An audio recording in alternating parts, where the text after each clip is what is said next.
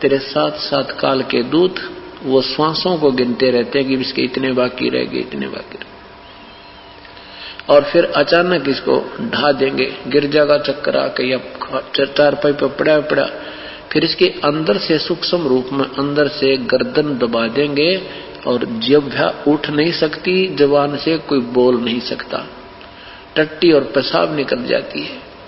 जो भक्तिहीन प्राणी होते हैं, यम के दूत इतनी भयंकर मार मार के इसको शरीर छुटवाते हैं। अब जो भक्ति करते हैं उनका शरीर बहुत शीघ्र छूट जाता है, उनका शरीर बिल्कुल सेकंड में जाएगा, यहां से निकल जाएगा, देर नहीं लगेगी। और जो भक्ति नहीं करते वो इस शरीर से ये प्राणी नहीं निकल सकता, ये बस की बात नहीं। उसको तो जबरदस्ती यम के दूत कूट कूट कर उसको घुमा खूब जब निकालते हैं, तब इसका बहुत बुरा हाल होता है।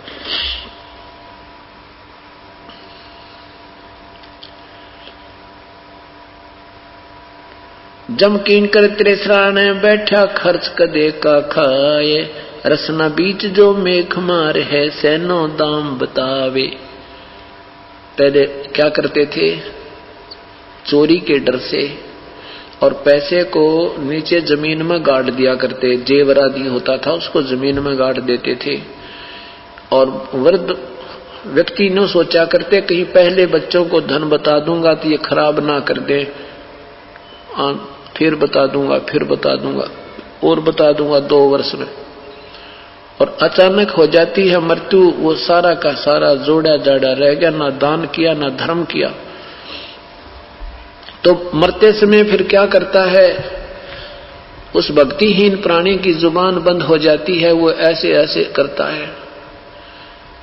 बच्चे जोर जोर से पूछते हैं, पिताजी बता दे क्या दाब रखा है, कहाँ दबा रखा है तूने वो धन। वो बोलना चाहता है पर बोल नहीं सकता, इतने में एक उसकी मृत्यु हो जाती है। फिर क्या कहते हैं, वो सर्प बनकर आता है, सर्प बनकर। जब उसकी आस्था उस धन में रहेगी, वहां दाब रखा है, तो वो दोबारा सर्प जो निर्धारण करता है, फिर उसी मकान में चक्कर काटता है और उस धन के ऊपर आकर बैठता है, फिर भाग जाता है। और किसी दिन बच्चों की नजर चढ़ जाता है तो उसके हाड़ तोड़ देते हैं। एक वृद्ध ऐसे ही मृत्यु सैया पर था, जुबान बंद होगी, बोलना चाह रहा था, जिसने कभी भक्ति करी नहीं। तो उसने बच्चों ने सोचा पिताजी मर रहे हैं, मृत्यु हो रही है और कुछ बताना चाहते हैं, ये बता नहीं पा रहे हैं। सुना उन्होंने, पता था कि एक साथ ही गांव में एक व्यक्ति है जो एक ऐसी दवाई देता है, ऐसा इंजेक्शन लगाता है, 500 रुपए लेता है कि जब तक श्वास है उस व्यक्ति के उसकी जुबान उठ जाती है। ऐसा कोई उसने ट्रीटमेंट ढूंढ रखा था। उस व्यक्ति के पास भागे गए, वे पिताजी कुछ पैसे जमा बताना चाहता है और 500 रुपए लेता था, वो पहले रखवा लेता था। तो 500 रुपये वो लेकर के आया, उसने अपना वो उपचार कर दिया तो बूढ़ा बोलने लग गया। तो वो बोलता था बिल्कुल, बहुत 2-4 बातें ही कह पाता था 500 रुपये में। तो बच्चों ने कहा पिताजी जल्दी बता दे कहाँ दाब रखे हैं पैसे तूने। उसने क्या कहा, रे नादानो तुम कहाँ चले गए, कहाँ मर गए, मेरे मरने के बाद तो तुम कति घर को उजाड़ डालोगे। देखो यू गाय का बच्चा और झाड़ू खा रहा है, नाश कर दिया 4 आने की झाड़ू का तुमने। यूं कहकर बूढ़ा मर गया।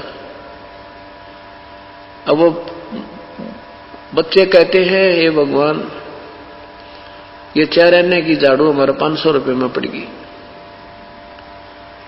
तो अंत समय में जब ये व्यक्ति मरता है, भक्तिहीन प्राणी जब मरता है, इसकी वृत्ति यहीं अपने घर में रह जाती है, यहीं फिर कोई पशु पक्षी बनकर यहीं चक्कर काटता रहता है। कहते हैं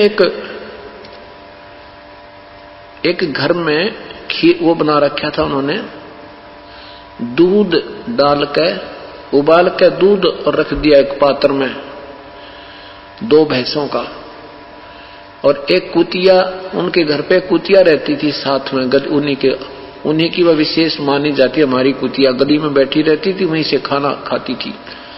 वह कुतिया आई भाग के और उसने वह कुढ़ौनी, वो पात्र था, ऐसे पकड़ कर उलेट दिया अपने साइड में और वो सारा दूध खिंडा दिया।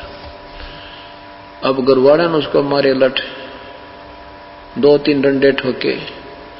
फिर ये नुकसान 1-2 हो लिया जब वो गए कहां पर, किसी ये पामिष्ट के पास, ये कुछ एकाध व्यक्ति के पास ऐसी सिद्धि होती है पूर्व जन्म की। तो उसने बताया कि ये जो कुतिया है ना, ये तुम्हारी दादी थी या तुम्हारी दादी थी और ये या यहीं पैदा होगी, इसमें छपकली पड़ी थी। उन्होंने जब दूध बाहर पड़ा, कति खिंडा दिया, तो उन्होंने देखा तो छपकली थी इसमें। रतरा गजब, हम तो सारे मर जाते। इस उद्देश्य से गए, भाई इसने ऐसा क्या उपकार का काम किया, हमने लठ भी मारे इसका और फिर भी यहां से नहीं जाती। तो उन्होंने बोला थारी दादी थी और इसने छपकली गिरती देख ली थी, तुम्हारा ये बचाव कर दिया। तो परमात्मा कहते हैं जहां आशा ता बासा होई, मन कन वचन सुमरियो सोई। तो यहां परमात्मा बताते हैं ऐसे सोम बतेरे जगत में दरा ढका रह जावे, कुल के लोक जंगल में लेकर फिर देवे ठोक जराए। फिर पीछे तू पशुआ कीजे, दीजे बैल बनाए, 4 पहर जंगल में डोले, तेरा तो ना पेट भरे। मनुष्य जीवन में देखो हम कितना सुंदर आहार करते हैं और एक जरा से काम बिन परमात्मा की साधना के बिना पशु बैल बनेंगे तो क्या खाएंगे, नाक में तो नाथ डलेगी, रस्से से बन जाएंगे। अब तो हम जब चाहे जलपान कर लेते हैं, जब चाहे हम दूध पीवें, सेब संतरे खावें, लड्डू खावें, जलेबी खावें, हलवा और खीर खावें। यदि हम प्रभु को याद नहीं करेंगे तो फिर हमारे संग के बनेगी। ये क्या आवाज आ रही है? तो हमारे साथ क्या बनेगी? और जब हम परमात्मा की भक्ति नहीं करेंगे तो क्या बनेगा अपने संग में? एक जरा से काम बिना हमें क्या आहार मिलेगा? जुबान बंद हो जाएगी, हम नहीं बता सकते हमारा पेट दुख है या कोई सिर में दर्द है, कोई टांग में पीड़ा है। जैसे कुत्ते बन जाते हैं, खारिश लग जाती है, सिर शीश में कीड़े पड़ जाते हैं। हे भगवान, अब ये बातें इन पशुओं को देखते हैं तो कलेजा ऐसे करता है, क्योंकि हमारा नशा उतर गया। पहले हमें नशा था, हमें ज्ञान नहीं था, अनजान पने का कि हम तो मनुष्य बनते रहेंगे, ये तो ऐसे पशु पक्षी बनते होंगे। नहीं, परमात्मा कहते तुम उस दरगाह का महल नहीं देखा और धर्मराज के तिल तिल का लेखा। तो क्या बताते हैं कि बैल बनेगा, फिर पीछे तू पशुआ की जय दीजे बैल बनाए, 4 पहर जंगल में डोले, तेरा तो ना पेट भरे। पशु 2 घंटे हल में चलते ही भूखा हो जाता है और उसको बिल्कुल चारा नहीं मिलेगा 4 घंटे तो पहले। और साथ में उसकी जो है ना एक हरी हरी घास होती है, फसल उगी हुई होती है उसको, क्योंकि रोटी ना दिखे इतने तो भूख कम लगती है और खाना दिखने के बाद और घनी लगा करे।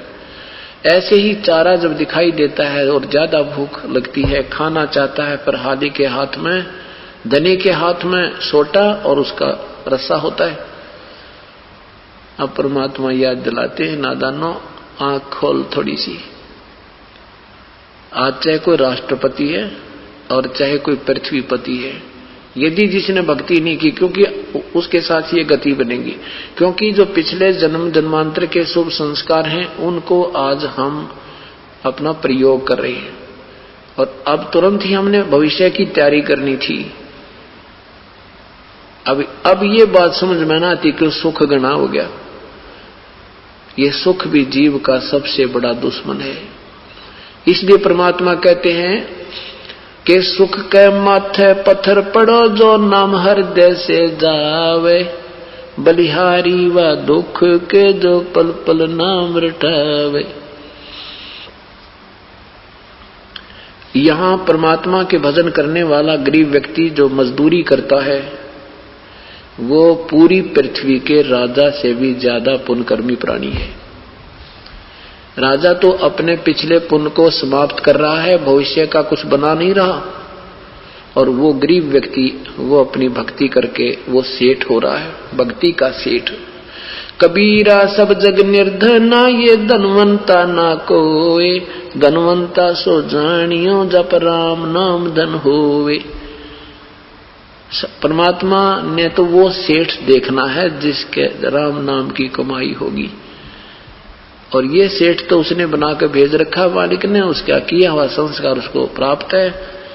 अब उसको खर्चो चाहे बुरा, उसको खंडाओ चाहे उसको सदुपयोग करो। सदुपयोग तो ये हो रहा जो आप आते हो सत्संग सुनते हो, ये समय का सदुपयोग, पैसे का सदुपयोग, क्योंकि बीड़ी शराब मांस तम्बाकू गुटी लाना त्याग दी और इधर उधर जैसे वैसे की तो पैसा खर्च देते थे वो समाप्त हो गया। तो ऐसे आप सेठ हो रहे हो। उसके बाद कहते हैं जब परमात्मा की भक्ति नहीं करने से वो पशु समय पर ना आहार कर रहा है और ना ही उसको फिर चैन मिल रही है, ना वो बता सकता, कहीं पर उसको कीचड़ खा रही हैं, कहीं उसको मक्खियां सता रही हैं, कहीं दर्द है तो बोल नहीं रहा। अब इतनी भयंकर सजा हमें क्यों मिली? क्योंकि हम परमात्मा भूल जाते हैं। कहते हैं परमात्मा कहते हैं कि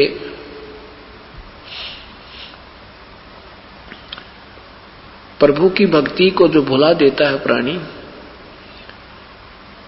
उसको फिर इतनी भयंकर पीड़ा परमात्मा ये सजा देता है कि उसको इतनी 84 लाख योनियों में भी कष्ट उठाने के बाद भी उसके पाप फिर भी कुछ रह जाते हैं। एक कुत्ते के जीवन ने देखे, गधे के जीवन को देखे, बैल के जीवन को देखे।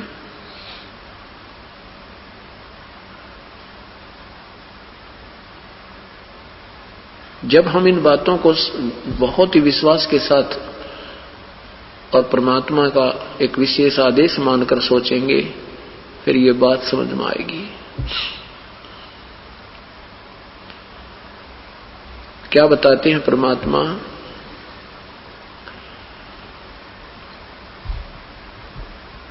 फिर पीछे तू खर की जगह, सिर पर सींग दिए मन बोरे, धूम से मच्छर उड़ावे, कांदे जुआ जोते कुआ, कौंदों का भुस खावे।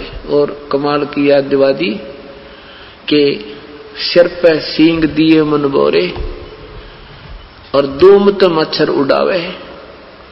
अब देखो कूलर लगा रखे हैं आजकल, और साइंस ने तरक्की कर दी कि एसी आगे हैं, पंखे लगा रखे हैं। अब परमात्मा कहते हैं भक्ति ना करने के से क्या बनेगा? बैल बना, और बैल बनने के उपरांत 2 सींग मिलेंगे आपको और एक दूम पूंछ मिलेगी, पूंछ। और उस पूंछ को आप चाहे पंखे की जगह प्रयोग करना और चाहे मच्छरदानी की जगह। अब मच्छर काटते हैं, मच्छरदानी लगाते हैं, मक्खी सताती है तो भी अपना पंखा वगैरह चला के अपना काम चला लेते हैं। गर्मी लगती है तो पंखा या कूलर एसी लगा करके हम सुविधा प्राप्त कर सकते हैं। यदि हम प्रभु नहीं भजेंगे तो क्या होगा कि एक धूम से मच्छर उड़ावे, एक धूम मिलेगी ये पंखा, ये तेरी मच्छरदानी।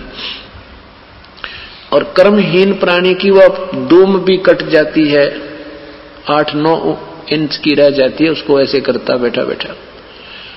वो सुविधा भी समाप्त करवा दी, क्योंकि जितने पाप कर्म ज्यादा होंगे उनके आधार पर पशु जोनियों में भी अंग भंग होते रहते हैं।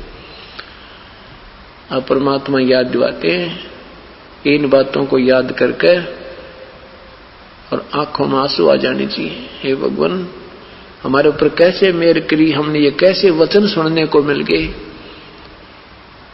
ये सत्संग मिलना ही एक बहुत ही सौभाग्य की बात है। बहुत पुण्य कर्मों का संग्रह आपके साथ है। चाहे कुछ भी कारण बना, चाहे आप दुख में आ गए, चाहे सुख में आ गए, किसी के कहने से आ गए, या कोई मालिक की मेहर हुई है, आपको कोई टीवी समाचार पत्र सुनने को मिल गया, यह संदेशा सतगुरु का ही मानो, प्रभु का मानो, और आपके पुण्य कर्मों के कारण आप पर असर हुआ, आप खींचे चले आई। अब तो आप बालक हो, बालक को पता नहीं होता कि स्टूडेंट जो पढ़ रहा है, शिक्षा ग्रहण कर रहा, आने वाले जीवन में ये कितना सुखी होगा। वो तो आता रहता है, पढ़ता रहता है, आता रहता है, पढ़ता रहता है, और वो सफल होकर के फिर वो सुख प्राप्त करता है। फिर वो याद आता उसको, रे तेरे की जब ना पढ़ता ना, यह बात बिगड़ जाती। देखिए मेरा साथी मजदूरी कर रहा है, बेचारे के बच्चे भी वहीं सड़क के साथ पड़े हैं, वहीं वो सड़क पर मिट्टी डाल रहा है, और उसका साथी उसमें गाड़ी में बैठकर उसी सड़क पर जा रहा है। जो शिक्षा ग्रहण कर गया और जो शिक्षा नहीं ग्रहण की वो अधूरा छोड़ के बैठ गया। आज वो कितना दुखी है। तो अब जो आप कर रहे हो, इस स्कूल में, विद्यालय में आ रहे हो, आपको नहीं मालूम कि वो आगे क्या सुविधा इससे मिलेगी। कुछ मालूम है, लेकिन दृढ़ नहीं है अभी आपको। लेकिन आपने इसमें एडमिशन ले लिया, आप हमारे शिष्य हो गए, गुरुदेव का आदेश है तुमने आना है पूर्णमासी को या एकम को, तो उस आधार पर तुम एकम को यहाँ पर आ रहे हो, सत्संग सुन रहे हो। भाई हमारे ये क्लास लग रही है, हमने जाना पड़ेगा। और ये एक दिन आपका ऐसा रंग लाएगा, आप हैरान रह जाओगे।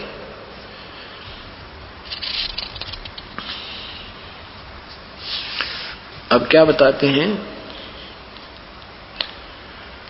सिर पर सींग दिए मन बोरे, धूम तो मच्छर उड़ावो, कंध जुआ जोते कुआ, कौंदों का भुस खावे। कौंद कहते हैं जौ को। जौ का जो तूड़ा होता है, भुस होता है, इतना भयंकर होता है, उसमें लंबे लंबे कांटे से होते हैं, और पशु खाता नहीं सीगर सी जब तक उसको और चारा मिलेगा। वो तो अंत समय में खाता, जब कोई चारा मिलेगा ही नहीं तो उसको खाता है ऐसे ऐसे करके, और कभी आंखों में पानी आता है, वो चुभते हैं अंदर। तो कहते पुराने समय में रहट से सिंचाई करते थे किसान, और एक बैल जोड़ देते थे, उस रहट में चलता, सारा दिन चलता, दोपहर को एक बार छोड़ देते, एक घंटा, और वो उसी एक घंटे में उसने वो चारा चरना होता था जौ के भूस का। ऐसे खा रहा है, आंखों में पानी गिर रहा है, फिर भूखा मरता खा रहा है, और फिर जोड़ दिया जाता था। कहते हैं ये सजा तूने क्यों पाई, क्योंकि भगवान भूल गए, परमात्मा को याद नहीं किया, कितना कष्ट उठा लिया। आगे क्या बताते हैं, अभी नहीं पीछा छूटा, फिर पीछे तू खर की जगह कुर्डी चरने जाए, टूटी कमर पजावे चढ़े ये कागा मांस गिलावे। फिर तू गधा बनेगा, और कमर ऊपर जख्म होगा, कमर के जख्म होगा, जख्म के ऊपर बोरा होगा, वो थैला डालता है कुमार, और उसके अंदर फिर ईंट होंगी, और पजावे पर चढ़ना होगा 40-50 फुट के ऊपर कूम पर ऐसे, और वो ईंटों का ऐसे रगड़ा लगता है, और उस जख्म के ऊपर इतनी पीड़ा होती है, ऐसा है असहनीय पीड़ा होती है, आंखों से पानी गिरता है गधे के। और वो जय उसने बोरे न पटक दे तो कुमार लठ मारे, वो करके देखे एक दो बार या भी चापो हेरा फेरी, पर वह चलती नहीं उसमें। नीचे से कच्ची ईंटें डालता है, ऊपर कच्ची उतारते ही पक्की डाल देता है, और नीचे को धक्का दे देता है। और चारा भी फिर शाम के समय बाहर जाकर स्वयं ही आहार करके आना होता है, घर पे उसको चारा भी नहीं मिलता। परमात्मा कहते हैं होए होए, इतना कुछ याद दिलाकर हमें ये बताना चाहते हैं। क्या बताते हैं, सुख दे, और फिर क्या कहते हैं, वहां कुरुड़ी चरने जाता है तो गधे की कमर टूटी हुई होती है, कौवा आकर बैठ जाता, उसके मांस को खाता है, वो भूखा मरता, आहार कर रहा है, ऊपर से उसके कौवा उसकी मांस खा रहा है, और उसको इतनी पीड़ा हो रही है, वो थोड़ा सा ऐसे हिलता बेचारा और कुछ कर नहीं सकता। परमात्मा हमें सूते हुओं को जगा रहे हैं। हम ये अक्षणिक सुख पाकर अपनी ही मलाइका भूल गए, भगवान को करते हैं, औपचारिक साथी करते हैं, सच्चे ढंग से नहीं लगते हैं, कसक नहीं बनाते हैं। ये दुख याद रखना पड़ेगा, तब आपसे ये भक्ति बनेगी, नहीं तो नहीं बनेगी। और क्या याद दिलाते हैं, सुखदेव ने 84 भक्ति कहाँ रंग का राय, ऐसी माया राम बलि की नरद मुनि भरमाए। दरु प्रहलाद कबीर नाम दे रहे निशान घुराए, दास गरीब चरण का चेहरा, दास गरीब कबीर का चेहरा, शब्द शब्द मिला समाए। क्या बताते हैं कि सुखदेव ने 84 भुगती। ऋषि सुखदेव जी एक गंदे अंडे के अंदर उनकी आत्मा थी। भगवान शिव जी ने पार्वती जी को जो अमर कथा सुनाई, वो नाम दिया, वो उसने भी उस नाम देने से पहले प्रभु की स्तुति सत्संग सुनाया जाता है, वो सत्संग सुन लिया और फिर वो मंत्र बताए, ये यहाँ चल, ऐसे चल, यहाँ भगवान है, उस कमल पे ऐसा है। उसमें वो गंदा अंडा स्वस्थ होकर तोते का बच्चा बन गया। फिर भगवान शिव जी को पता चला तो वो उड़कर भाग लिया और तोते वाले शरीर को छोड़कर वो प्राणी जो चार्ज हो गई थी बैटरी उसकी, वो उसकी सिद्धि से वो वेद व्यास जी की पत्नी के गर्भ में पहुंच गया। वहां से 12 वर्ष के बाद फिर वो बाहर आया। उसके बाद उसने कुछ सिद्धियां हो गई थी पूर्व जन्म की उस साधना से, उस सत्संग आदि सुनने से, तो उससे वो चार्ज हो गया। चार्ज होने के बाद उसने किसी की नहीं सुनी, आकाश में उड़ने लग गया, भगवान विष्णु के लोक में पहुंच गया। तो भगवान ने उसको वापस कहा कि तू जा, वापस जाइए, यहाँ नहीं रह सकते स्वर्ग में, आप गुरु बनाइए, आपका गुरु नहीं है। तो फिर सुखदेव जी ने गुरु बनाने से आनाकानी की। तो भगवान से कहा कि भगवान मेरे समान कोई पृथ्वी पर व्यक्ति नहीं है, कोई साधक संत नहीं है मेरे जैसा। विष्णु जी ने कहा सुखदेव तेरी नालायकी है, ऐसे कभी अभिमान नहीं करना चाहिए। आप राजा जनक जो है वो आज के दिन मेरा एक बहुत ही अच्छा भक्त है और उससे उपदेश लीजिए, वो अधिकारी है नाम देने का। अब सुखदेव जी अपने आप को मानते थे, मैं बाल ब्रह्मचारी, मैं योगी पुरुष हूँ, राजा जनक गृहस्थी है, बाल बच्चेदार है, उसको कैसे नमस्कार करूंगा, क्योंकि ये ईमान बढ़ाई बहुत खतरनाक चीज है। ये जितने भी लाल पीले कपड़ों वाले अपने भगवा भेष में या संत बने बैठे हैं, वो क्या क्या करें, वो गृहस्थियों को हे समझते हैं। ये ऐसी दुर्भावना भर रखी काल में। तो ऐसे उसके मन में आई तो वो कोमन स्वर्ग है, इंद्र का लोक, वहां पहुंच गया। वहां पहले भी जाता था, उनको पता नहीं था कि अनुपदेशी है। जब उसका मायूस चेहरा देखा तो ऋषियों ने, काकभूषण नारद जी आदि ने पूछा भी क्या बात है ऋषिवर, आज आप खुश नजर नहीं आ रहे। सारी कहानी बताई कि मैं विष्णु लोक में गया था, वहां भगवान ने मुझे रहने से मना कर दिया। तो वहां के देव कहने लगे भगवान विष्णु ऐसे नहीं है किसी को मना कर दे, वो तो सीने से लगाते हैं, बहुत प्यार देते हैं भक्त को, बात बता गलती कौन सी हुई तेरे ते। तब उन्होंने बताया कि मैंने कोई गुरु नहीं बना रखा। उन्होंने कहा गुरु बिना तुम यहाँ रह नहीं सकते।